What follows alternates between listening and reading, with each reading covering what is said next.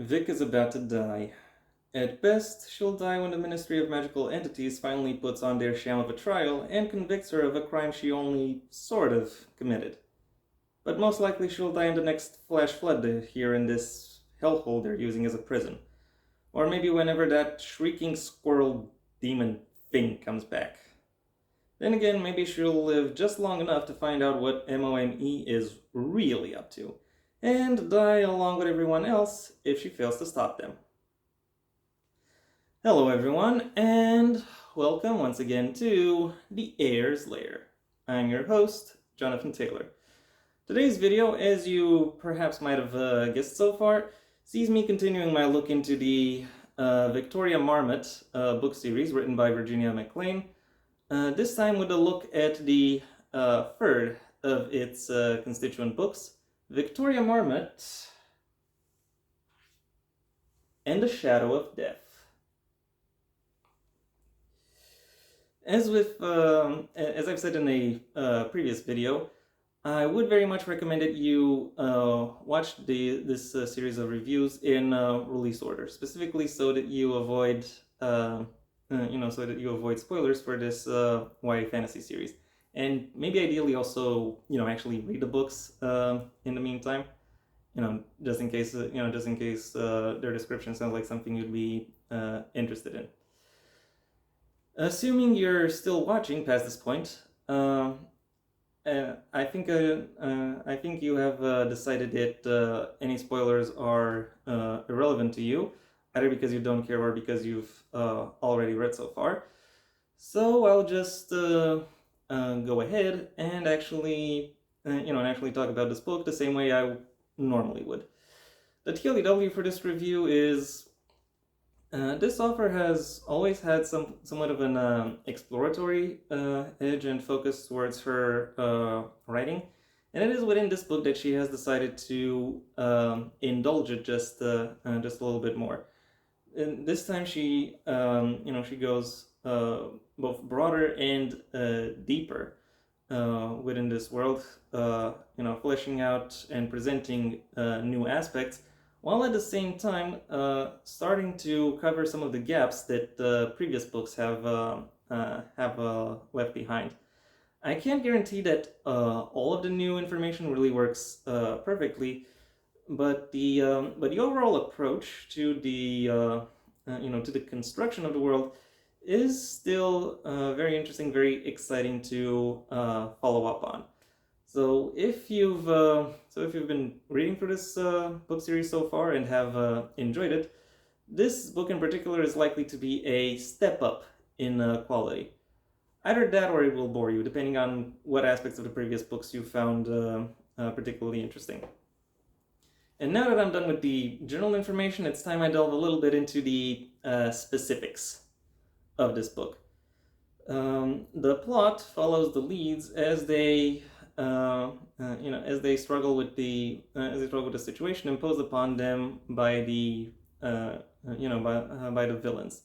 A situation they handle with the help of a former secondary character who, it is safe to say, graduates to the status of lead character over the course of this book. Also, over the course of this book, they tackle a question that has been raised in the previous book, and they try their best to answer it while also staying one step ahead of their enemies. When comparing this book to the previous books in the series, one thing that definitely becomes clear is this book's increased focus on plotting, because now that the characters have a clear and distinctive goal to follow, they have a more solid understanding of their own direction towards which they should they have to direct their actions, and as such the narrative takes on a stronger conflict focus as more, as the dynamics of the relationships between between the main cast and the villains get just a little bit more fleshed out. Contributing to that, contributing to this improvement in plotting is also a is to let me rephrase that. To this to this improvement in plotting, we also see we also see some development in terms of the world building, with two distinct facets that come to light here. The first of which is the improvement of the development, the further explanation of the procedures and methodology that the main villainous organization adopts. It could be said that this that this exploration has the drawback of reducing this entire association or institute to a singular person who can then become diabolized.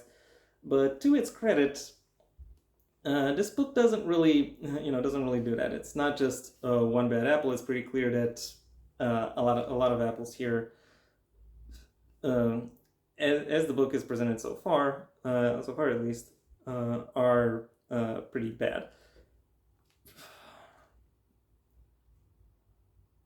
The second aspect of world building that that shines the light and helps flesh out the conflict is the expansion of the magic system,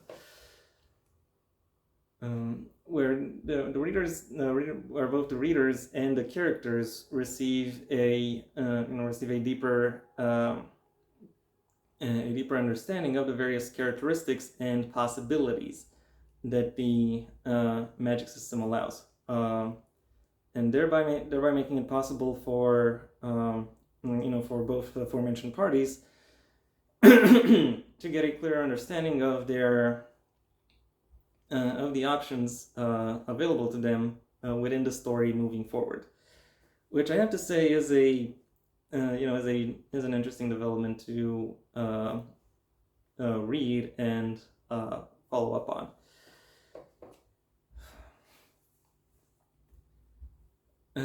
And another point I want to talk about now is characterization, which for the most part has been done quite well throughout this throughout this entire book and throughout this entire book series, and this book in particular makes no exception, because by now the author is very well aware of who these characters are and how it is that they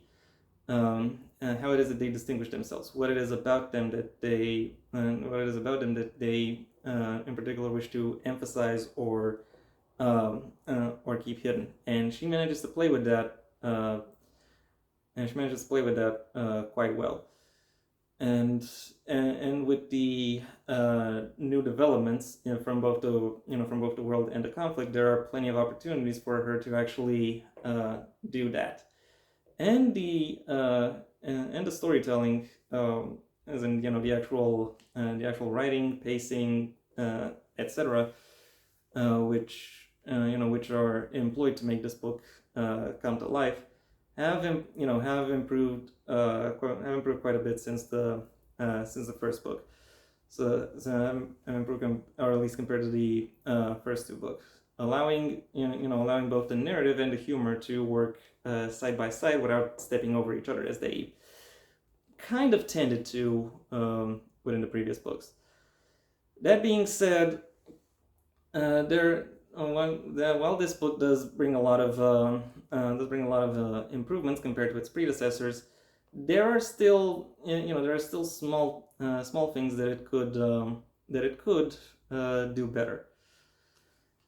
The first of these elements is the fact that even though the characters, to some extent at least, know that they are characters in a piece of fiction, there isn't really a lot done with that there's really a lot done with that concept aside from maybe a little bit of meta humor. And all I can say is I'm not necessarily sure meta humor is really Virginia's strength. This book does actually have a lot of well implemented humor outside of that particular aspect. So bringing that in doesn't really make a mess, but it doesn't really add or bring any benefit to the book, at least as far as I can recognize it. And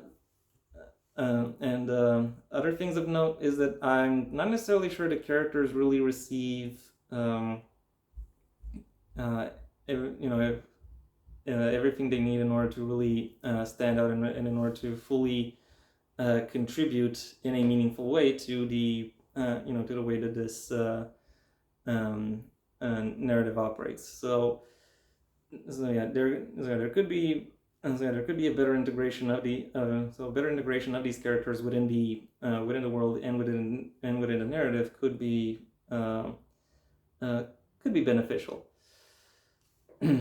The final thing I want to touch upon when it comes to the drawbacks of the book is the fact that while the magic system is improved, there are still some weak points in terms of its presentation.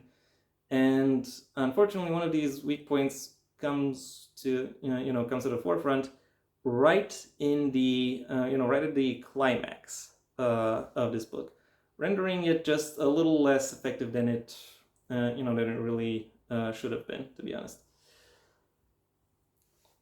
It's still a strong climax, but it could have been stronger. That's my point. Overall, in spite of some setbacks, this book nevertheless manages to be both a very engaging narrative thrill ride while also delivering a heartfelt, strong, and emotionally driven, satisfying conclusion. My final rating for Victoria Marmot and the Shadow of Death is a 4 out of 5. And that was my review. Thank you for your attention. If you enjoyed it, well then please like the video, maybe even share it wherever you think other people will also like the video. If there is anything you'd like to add, either to the book itself or my review of it, that's what the comment section is for. And if you want to see when my next video gets released, well then please subscribe. And ideally also ring the bell or do whatever else YouTube will ask of you in order to keep you notified. My books, the first of my own Heir to the Empire series, The Next Generation and The Path Not Taken, are available at various book retailers under their respective master links in the description down below, right past my social media links, which I also suggest you check out should you choose to. Additionally, you have the option of supporting me on Patreon, where depending on the level at which you pledge, you'll receive various perks, the specifics of which I will allow you to discover for yourselves. I also have a second channel where I talk about, whatever else it is that crosses my mind. So if you want to hear, my thoughts on topics not related to books or literature, then that's where you can go and check them out. Alternatively, if you want to hear more about my thoughts on books or literature, then you can stay on this channel and go through my extensive backlog of book reviews, writing advice, and lore videos. If none of that interests you, then I suggest you go ahead and do whatever you want with the rest of your day, because it is your day after all. And yeah, that was basically all I had to say. Until next time, I am Jonathan Taylor, and this has been The Heir's Lair.